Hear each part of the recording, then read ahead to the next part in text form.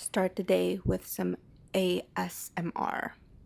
I'm not sure what today's vlog will be about. It is 9:33 a.m. right now. I have the whole morning, afternoon, late afternoon free and open, and there are endless possibilities. And then I go into work at 4 p.m. Anyway, so I'm gonna start today by stretching. I used to be so lazy about stretching and there's a lot of resistance, but now I actually enjoy it. I have sciatica pain and that has helped a lot. Taking care of your health is super important, Avi, but common knowledge isn't common practice, and I really feel like it's taken me years to get to this point, and I probably haven't gotten to my max peak health prioritization mentality, but I'm making progress. Looking back when I was young, my mom would tell me all the time, like, take care of yourself. She would not be the best example of it, but she would be like, you know, you're really young right now, you feel invincible, you feel like you can really put your body to the max. Basically, she was telling me to like focus on recovery too, and I didn't listen to her. I kept stressing my leg over and over again until I got sciatica pain. Like, it took a lot of beating up my leg, my right leg, to get there. It's the naivete of youth, I would say. So I'm gonna get to stretching and then working out and then feeling good.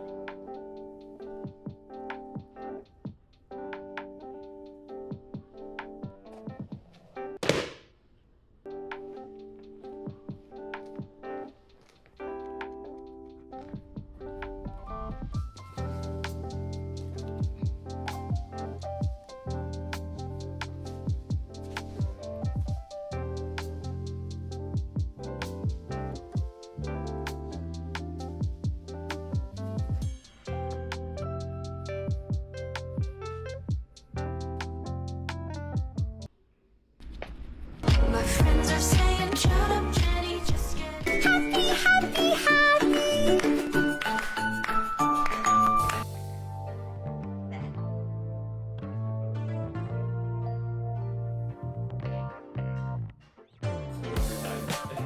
Crazy.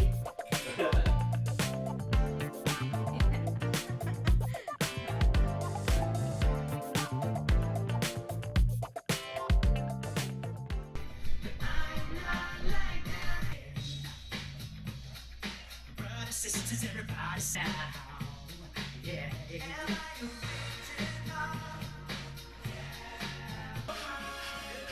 We just want to see ya. Shake that.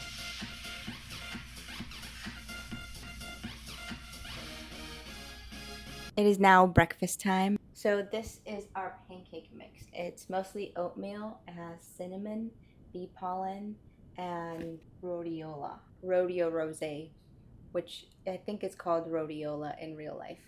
But the bee pollen and this stuff we don't really consume, and we bought it, but we actually need to use it. So Babe sneaks it in here so we can use it. And this is my pancake. Yeah.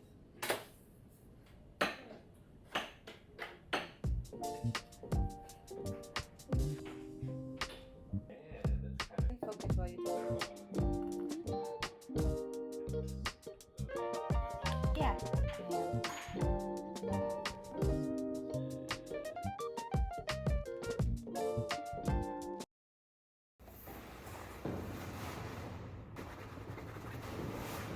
Right now, I am going on a little walk after my meal. That is one of the hacks for lowering your glucose curve, but also on a little errand run. I don't see how a world that makes such wonderful things could be bad. Look at this stuff, isn't it neat? Wouldn't you think my collection's complete? Wouldn't you?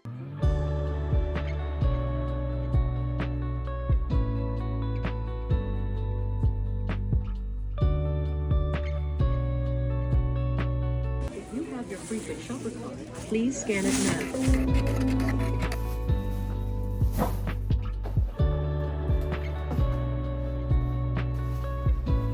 That was a nice little walk. I got 4 avocados for $5. There's a grocery store near me that sometimes sells it 5 for $5. or 4 for $5, and I'm fine paying that. But as soon as it's 3 for $5 or anything more expensive, that is too pricey for me. Anyway, I'm gonna do a little sewing. I got these pants a long time ago, but it's taking me a long time to hem them so that it actually fits me, because right now they're too long. I did one leg yesterday. I'm gonna do the other leg today. You're gonna steal my hat? Our hat. I think I have another one. I want to have a bunch of them. Yeah, but that's the cutest one. Can I offer you another one?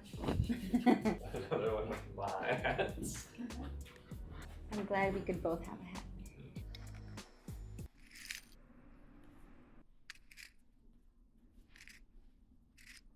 Quiero decir, te elijo a ti, si me dan a elegir, te elijo a ti, para poder vivir, te elijo a ti, es lo que me hace sentir, te elijo a ti.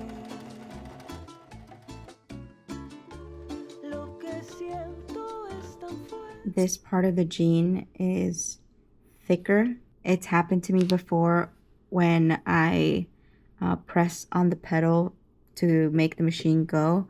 The needle will break, and I've broken 2 needles that way. So what I found that works is I twist this knob over here to make it go slower, and that just helps the needle go through, I think, without any obstruction. So yeah, that's what I do for the thicker part of the jean where the seams have been hemmed, and I just give it a little pull like this. Maybe it's just my machine, but that's what works for me in order not to break the needles.